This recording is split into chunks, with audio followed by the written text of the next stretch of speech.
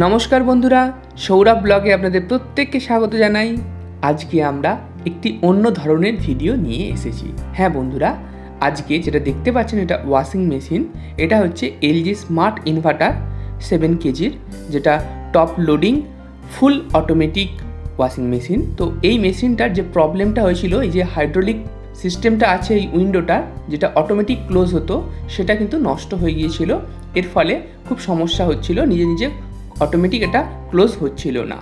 তো সে কারণে আমরা যোগাযোগ করি কাস্টমার কেয়ারের সাথে, এবং কাস্টমার কেয়ার থেকে টেকনিশিয়ান এসে এটা আমাদের সারিয়ে দিয়ে যায়। তো এটা 2 বছর ব্যবহার করা হচ্ছে, সে আর কোনো সমস্যা হয়নি আপাতত। তো বন্ধুরা, আজকে আমরা সেটা নিয়েই ভিডিও করব এবং আপনাদের দেখাবো টেকনিশিয়ান কিভাবে এটা ঠিক করে দিয়ে গেলেন। তো আপনারা দেখতে থাকুন, আশা করব শেষ পর্যন্ত দেখবেন। আপনাদেরও বাড়িতে যদি কিছু সমস্যা হয় মেশিনে, অবশ্যই কাস্টমার কেয়ারের সাথে আগে যোগাযোগ করবেন, সেখান থেকেই টেকনিশিয়ান এসে আপনাদের যন্ত্রপাতি ঠিক করে দিয়ে যাবে।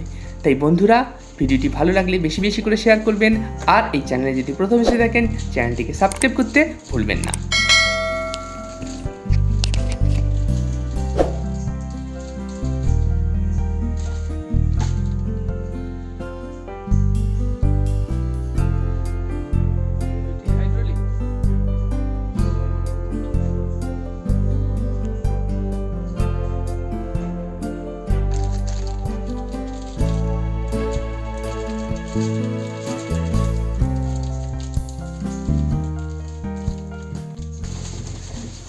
এটা কি কারণে হয়েছিল?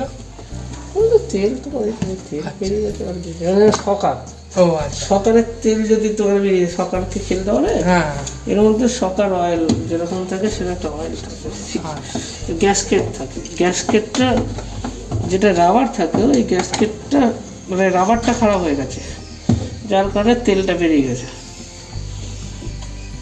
বাইকের সকালে যেরকম তোমার যদি এগুলো খারাপ হয়ে যায়, গ্যাসকেটগুলো খারাপ হয়ে যায়, ঠিক আছে,